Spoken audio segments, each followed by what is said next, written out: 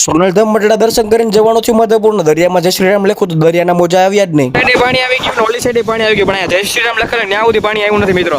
સવારના પોરમાં ઉઠીને સીધો તૈયાર થઈ ગયા, નાસ્તો બસ્તો કર્યા વગરના નીકળી ગયા. સવારના પોરમાં ટ્રેન નડી ગઈ રસ્તામાં. અહીંયા સવારના અમે નાસ્તા કર્યા વગર ના આવ્યા, ગાડીને ભૂખ લાગી ગઈ એટલે પેટ્રોલ હવા બે ભરી લીધી. ગાડીને એનો ખોરાક ખવડાવીને આપણે બધા ભાઈબંધો ઉભા રહી ગયા ગાંઠિયા ખાવા માટે. નાસ્તો બસ્તો કરીને ટાઈમ ટુ હવે સોનલધામ મઢડા જવાનું. ટોલ નાકાનો મસ્ત મજાનો ચાંદલો કરીને ભેગું જાય મેમ સિરિયલ કરી.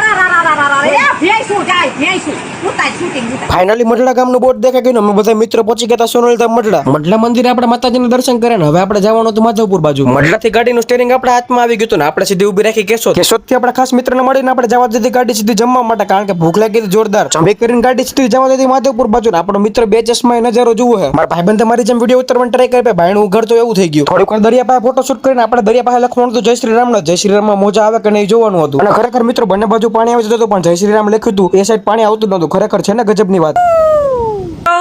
લાઈક ગયો કુતરાની ગરમી લાગી ભાઈ. અને આનો ફૂલ બ્લોગ ને આપણે YouTube ચેનલમાં આવી ગયો તો બધા લાઈક કોમેન્ટ શેર કરતા આવજો. હું તમને મળું બીજા બ્લોગમાં. મળીએ બધાને કાલે. જય શ્રીરામ.